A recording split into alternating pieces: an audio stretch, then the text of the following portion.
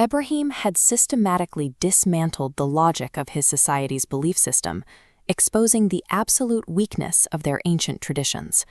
He showed his people that their idols were incapable of speaking, creating, or even defending themselves against a single man with an axe.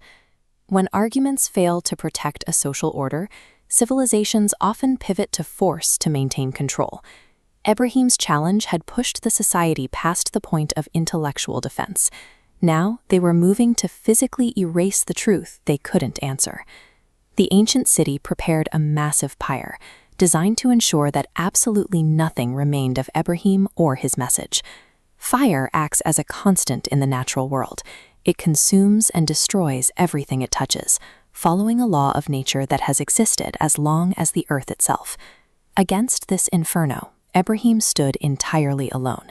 He was a single individual facing the collective anger of a civilization and the overwhelming heat of the flames.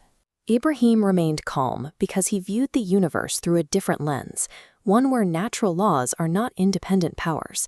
This fire would reveal whether the true command of nature lay with the people's gods or Ibrahim's creator. Ibrahim was cast directly into the center of the flames. To those watching, it appeared the confrontation was over.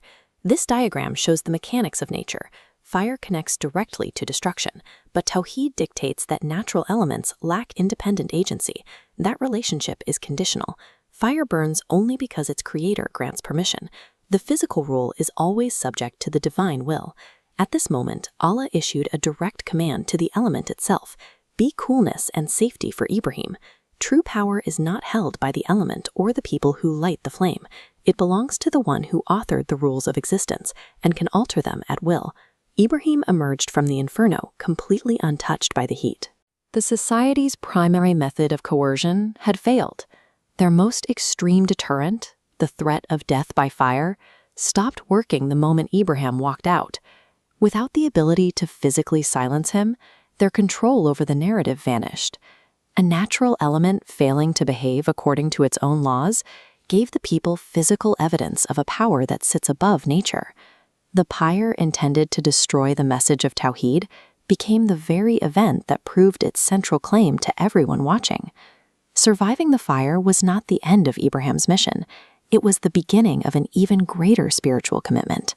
He could no longer stay within a society that had witnessed the truth and still consciously chose to reject it. He received the command to migrate. Ibrahim began walking away from his homeland, his family, and every social comfort he had ever known. One follower chose to join him in this exile, his nephew, Prophet Lut. To maintain spiritual integrity, Ibrahim had to accept total social isolation.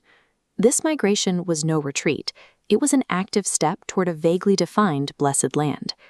Difficult trials lay ahead: the barren valley of Makkah, the birth of his son Ismail, and the construction of the Kaaba.